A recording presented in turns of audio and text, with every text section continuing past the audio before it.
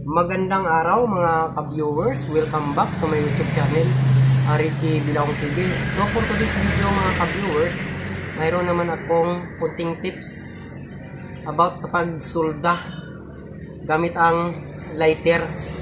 So itong klase na lighter ang gagamitin nyo, mura lang ito, tag 20 pesos. So tatanggalin nyo ang kanyang takip para hindi isagabal sa pag-sulda. Ito na klase mura lang ito, tag 20 pesos. So turuan ko kayo mga ka-viewers kung paano pagsulda gamit ang lighter. So stay tuned mga ka-viewers, umpisahan natin. So tara, let's go.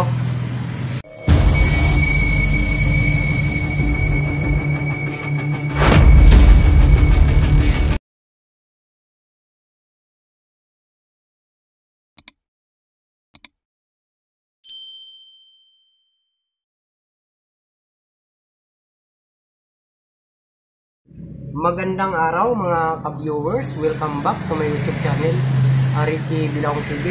So for today's video mga ka-viewers, mayroon naman akong kunting tips about sa pagsulda gamit ang lighter.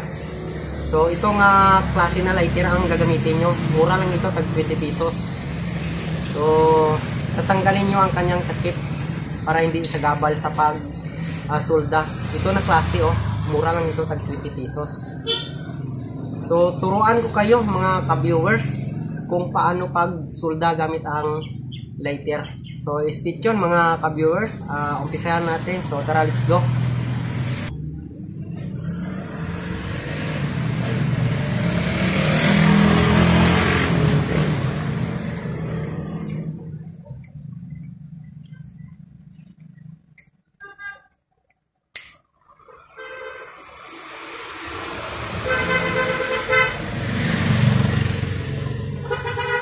So ito mga ka-viewers madali lang matunaw ang soldering lead.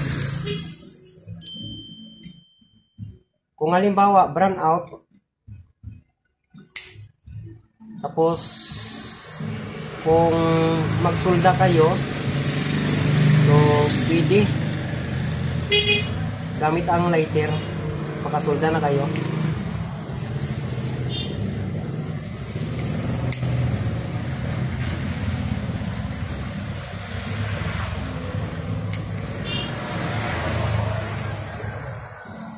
So tingnan nyo ng maigi mga ka-viewers.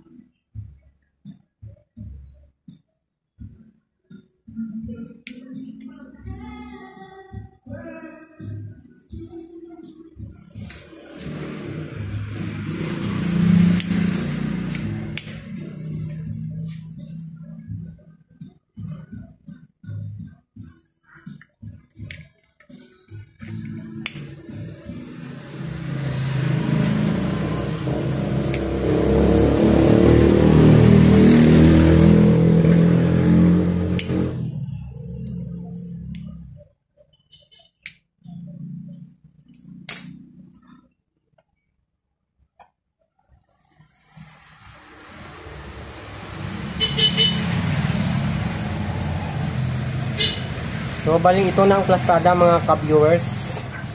So nagdikit na ang wire sa speaker. So ito so maganda ang pagsulda. Hindi siya basta-basta matanggal.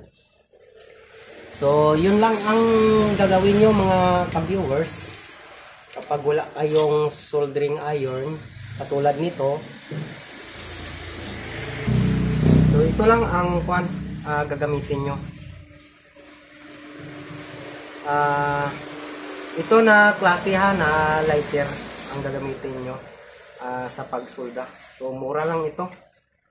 So yun lang, at saka shout out sa lahat ng mga subscriber ko at saka viewers ko. So pasensya na mga ka-viewers na ngayon lang ako nakapag-upload ng video kasi busy ako mga ka-viewers. So thank you sa inyong pagpanood sa aking video. So bali ito na ang plastada okay na. So, thank you. God bless all. Thank you.